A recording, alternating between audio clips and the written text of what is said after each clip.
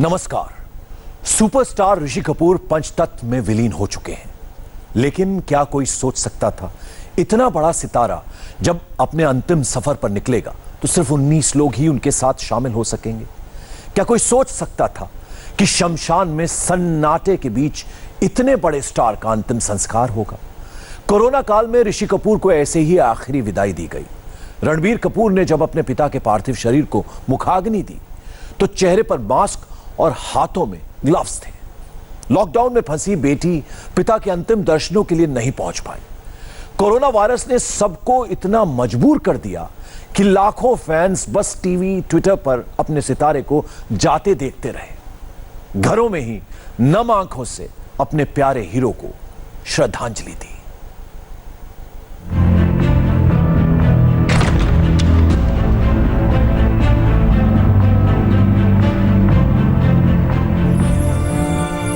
खामोशी यूं छाई थी फिजा में, आवाज न रही कोई बाकी, अल्फाज न रहे बाकी, हर एहसास थम सा गया। न रहा दुनिया में तुम्हारे जाने के बाद तुम सा कोई बाकी।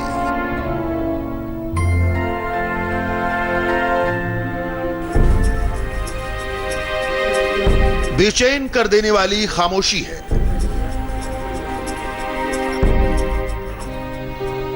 मंजर में मातमी सन्नाटा पसरा है।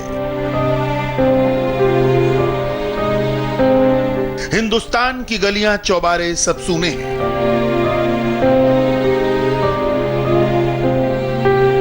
कोरोना के कारण बॉलीवुड की रंगीनियां रात की स्याह चादर में लिपटी हैं। न चाहने वालों की भीड़ है, न प्यार करने वालों का हुजूम।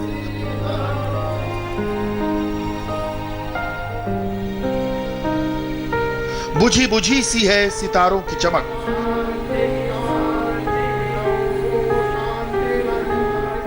मास्क में लिपटे चेहरों को पहचानना तक मुश्किल।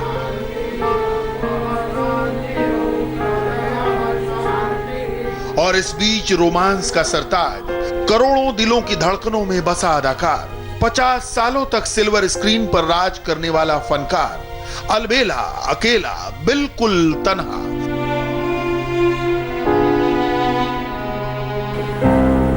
सदाबहार ऋषि कपूर की शव यात्रा निकली।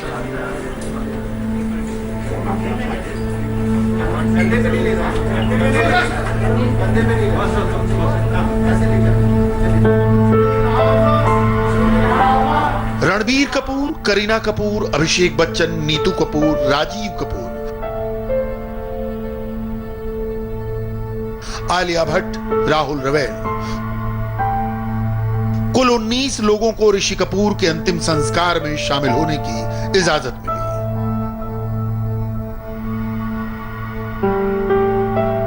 गम का दौर ऐसा कि दिल्ली में मौजूद बेटी रिद्धिमा तक पिता के आखिरी दर्शन को साक्षात नहीं पहुंच पाई।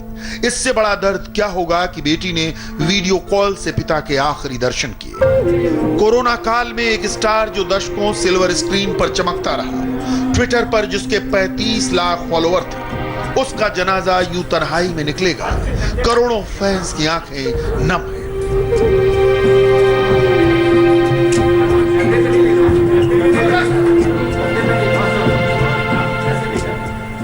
अपने चहेते स्टार को श्रद्धांजलि के 2 फूल भी अर्पित नहीं कर पाए। कोई सोच भी नहीं सकता कि लॉकडाउन की पीर सिर्फ घरों की दहलीज तक सिमटी नहीं रहेगी। ऋषि कपूर जैसे स्टार ऐसे चले जाएंगे जब न कोई फैन होगा, न भीड़ होगी। मुंबई की सड़कें तब यूं वीरान होंगी।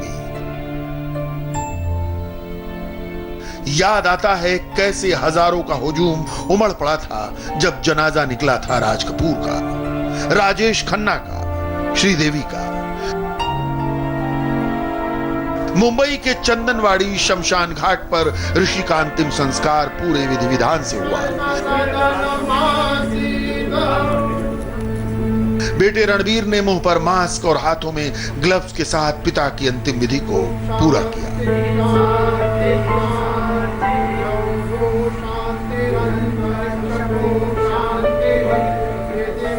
मजबूरी देखिए, बेटा, नाते रिश्तेदार, अंतिम संस्कार की क्रिया करवाने वाले पंडित सब मास्क में थे।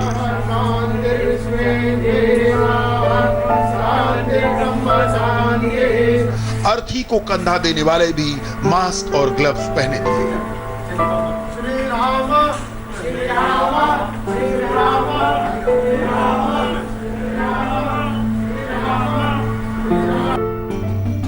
ऋषि कपूर को बुधवार को ही मुंबई के एनएच रिलायंस हॉस्पिटल में सांस की तकलीफ के बाद भर्ती कराया गया। ऋषि का 2 साल से कैंसर का इलाज चल रहा था। ऋषि कपूर के निधन पर कपूर फैमिली ने मैसेज दिया। हमारे प्रिय ऋषि कपूर का ल्यूकेमिया के चलते 2 साल की लड़ाई के बाद आज सुबह 8:45 पर अस्पताल में निधन हो गया। अस्पताल के डॉक्टरों और मेडिकल स्टाफ ने कहा है कि वो अंतिम समय तक उनका मनोरंजन कर रहे थे। 2 महाद्वीपों में 2 साल के उपचार के बाद वो इसे पूरी तरह से जीने के लिए दृढ़ था। परिवार, दोस्त, भोजन और फिल्में उनके केंद्र में बनी रहीं और इस दौरान उनसे मिलने वाला हर कोई इस बात से हैरान था कि उन्होंने अपनी बीमारी को किस तरह से हावी नहीं होने दिया और वो अंत समय तक मुस्कुराते रहे। वो अपने प्रशंसकों के प्यार के लिए आभारी थे जो उन्हें दुनिया भर से मिला था। उनके निधन पर वो सभी समझेंगे, वो एक मुस्कान के साथ याद किया जाना पसंद करेंगे, ना कि आंसू के साथ। व्यक्तिगत नुकसान की इस घड़ी में हम ये भी समझते हैं कि दुनिया बहुत मुश्किल और परेशान समय से गुजर रही है। लॉकडाउन के चलते सार्वजनिक रूप से इकट्ठा होने पर कई प्रतिबंध हैं। हम उनके सभी प्रशंसकों और शुभचिंतकों और परिवार के दोस्तों से अनुरोध करना चाहते हैं कि वो लॉकडाउन के नियमों का सम्मान करें। वो भी यही चाहते हैं। ऋषि कपूर की शख्सियत ऐसी थी कि सिनेमा की दुनिया से सियासत की दुनिया तक लाखों आंखें उनके निधन से नम हो गई। प्रधानमंत्री नरेंद्र मोदी ने ऋषि कपूर के भारतीय सिनेमा जगत में दिए योगदान को याद करते हुए एक पुराना फोटो शेयर किया। बहुआयामी, प्रिय और जीवंत ये ऋषि कपूर जी थे। प्रतिभा का पावर हाउस थे। मैं हमेशा सोशल मीडिया पर उनसे अपनी बातचीत को याद करूंगा। वो फिल्मों और भारत की प्रगति के बारे में भावुक थे। उनके निधन से दुखी हूं। उनके परिवार और प्रशंसकों के प्रति संवेदना, शांति। मेगा स्टार अमिताभ बच्चन ने दुख जताते हुए लिखा, वो चला गया। ऋषि कपूर गए, गुजर गए, मैं टूट गया हूं। स्वर कोकिला लता मंगेशकर ने ऋषि कपूर को अपने शब्दों में याद किया। कुछ समय पहले ऋषि जी ने मुझे उनकी और मेरी यह तस्वीर भेजी थी। वे सब दिन, सब बातें याद आ रही हैं। मैं शब्दहीन हो गई हूँ। क्या कहूँ, क्या लिखूं, कुछ समझ में नहीं आ रहा है। ऋषि जी के निधन से मुझे बहुत दुख हो रहा है। उनके जाने से फिल्म इंडस्ट्री को बहुत हानि हुई है। यह दुख सहना मेरे लिए बहुत मुश्किल है। भगवान उनकी आत्मा को शांति प्रदान करे। कुछ दिन पहले की ही तो बात है। हंसते मुस्कुराते और फिट दिखते ऋषि कपूर बालकनी में खड़े होकर कोरोना वॉरियर्स की याद में थाली बजा रहे थे।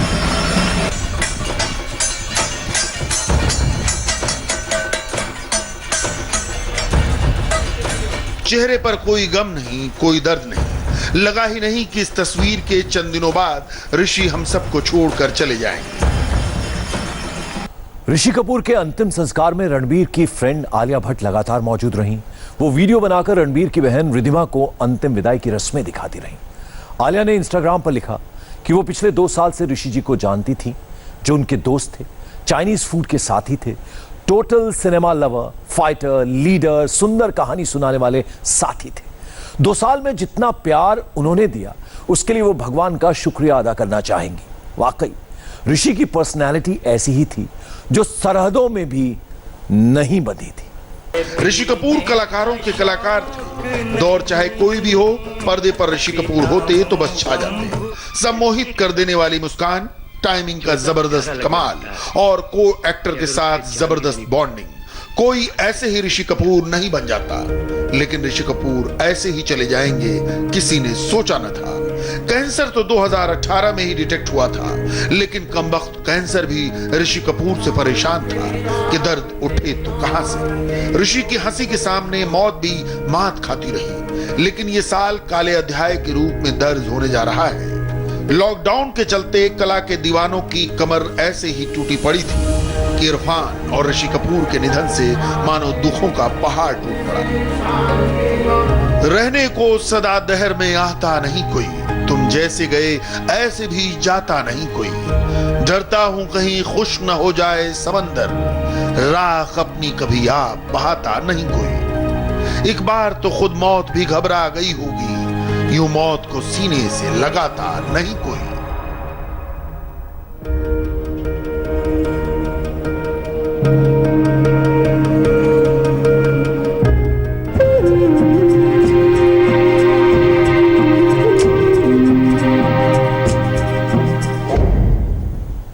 ऋषि कपूर जब तक जिए हंस हंस कर जिए, बीमारी में भी मुस्कुराते रहे।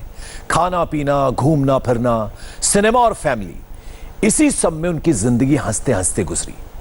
ऋषि ने फिल्मी करियर में 2 इनिंग खेली। पहली इनिंग में वो एक लवर बॉय की इमेज में थे, एक ऐसा हीरो जो पर्दे पर गाता, नाचता, ढपली बजाता दिखता था। तो दूसरी इनिंग मीनिंगफुल सिनेमा की रही। गंभीर, अलग अलग शेड्स वाले किरदार, नायक भी खलनायक भी।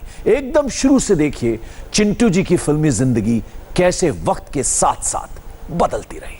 जैसे बॉबी हिट हुई, जो तो एक ईडियम जो था फिल्म इंडस्ट्री में, जिसे जाना जाता था कि पहले के ज़माने में जितने हीरो थे वो मर्द थे और जितनी हीरोइंस थी वो औरतें थीं। बॉबी के रिलीज होने के बाद जितने हीरोज थे वो लड़के हो गए और हीरोइंस जो थी वो लड़कियां हो गई। दक्षिण से आई जयाप्रदा के साथ ऋषि कपूर ने इश्क की सुपरहिट ढपली बजाई। के विश्वनाथ की इस फिल्म के लिए भी ऋषि कपूर बेस्ट एक्टर के लिए नामित हो गए। सरगम के बाद पुनर्जन्म के प्रेम और धोखे की कहानी पर बनी कर्ज आई। सब्जेक्ट नया था और सीन इंटेंस। इस फिल्म ने कमाई का रिकॉर्ड तोड़ा। सालों तक ऋषि कपूर पर फिल्माए गए इस गाने की धूम रही। 23 नई हीरोइनों के साथ आपने काम किया।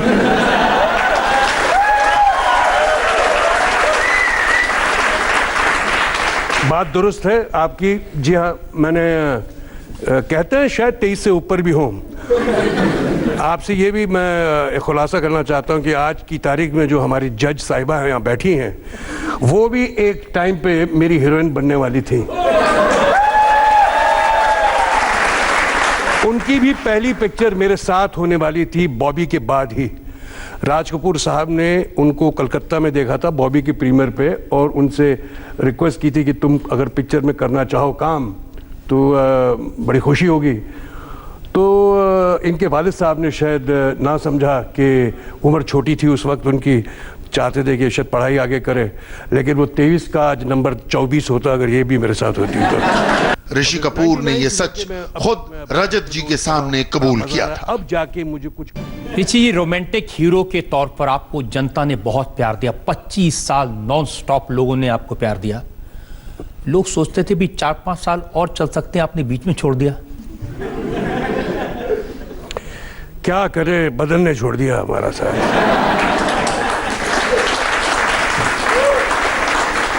ऐसा है कि रजत बाबू, हुआ ये कि एक वक्त ऐसा आ गया था जब मेरी पत्नी नीतू ने भी कहा मुझसे और मैंने अपने आप से भी कहा कि अब मुझे बोरियत हो रही है फिल्मों में।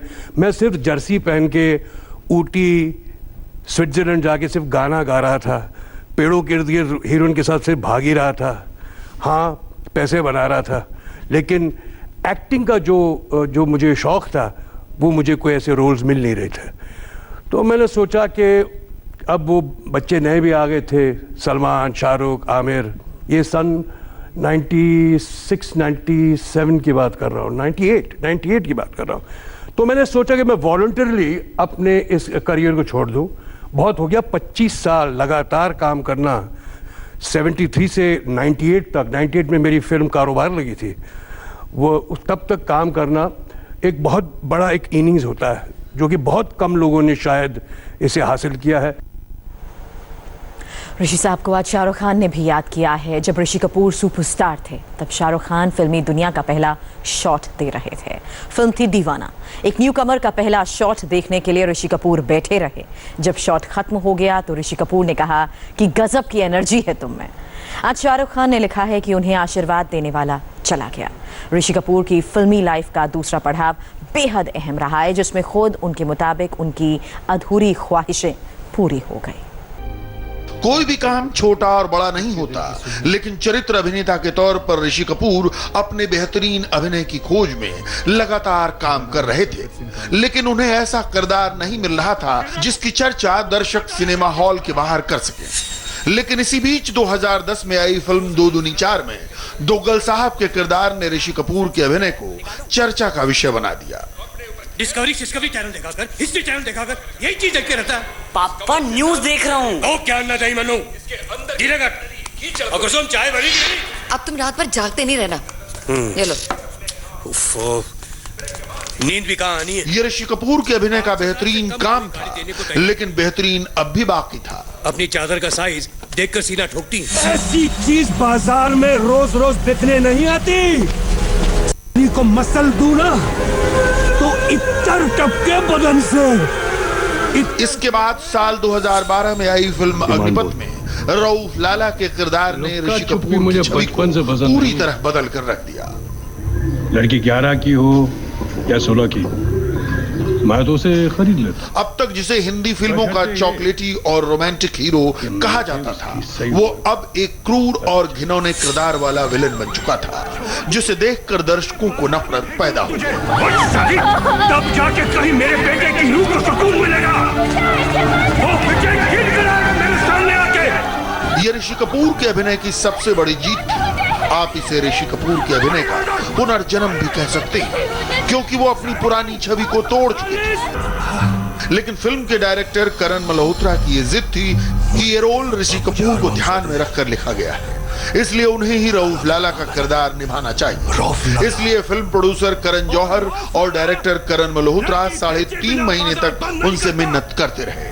अंत में ऋषि जी को ये ऑफर स्वीकार करना पड़ा। सही है कि जिसको लोग एज ए हीरो प्यार कर रहे थे, एज ए नायक प्यार कर रहे थे, जब कैरेक्टर आर्टिस्ट बने तो खलनायक बन गए, विलेन। मैं समझता हूँ एक कैसे क्या कहते हैं, और ट्रू आर्टिस्ट जो होता है सही मानों में, उसे हर तरह का रोल करना चाहिए। एक मैं कॉमेडियन का मैंने रोल किया है, सीरियस रोल किया है, मैंने खलनायक का रोल किया है।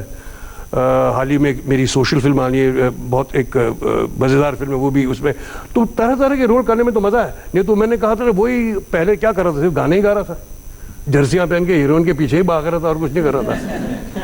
तो अब जाके कुछ काम करने का मौका मिला है और मैं इस बात बड़ी खुशी होती है मुझे।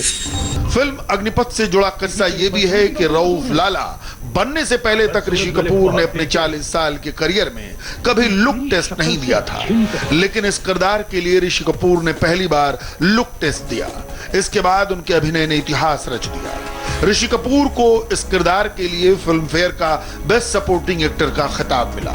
इस किरदार के बाद ऋषि कपूर का अपने अभिनय के ऊपर आत्मविश्वास और पक्का हो गया। इसीलिए उन्होंने फिल्म डी-डे में एक बार फिर विलेन बनने का फैसला लिया और यह फैसला भी सुपरहिट साबित हुआ। खुदा की कसम मैं यहाँ पे गोली मारूंगा। वली तू इसके बातों में मत आया, झूठ बोल रहा है। देखो बोलना चुप रहो, नहीं तो मैं। गैंगस्टर दाऊद इब्राहिम के किरदार को पर्दे पर उतार कर ऋषि कपूर ने अपनी एक्टिंग से सबको हैरान कर दिया। इस किरदार ने यह साबित कर दिया कि ऋषि कपूर में बेहतरीन अभिनय की बहुत सी संभावनाएं बाकी हैं। बीवी बच्चे की कुर्बानी देकर जी पाओगे? सोचो वली भाई, सोचो।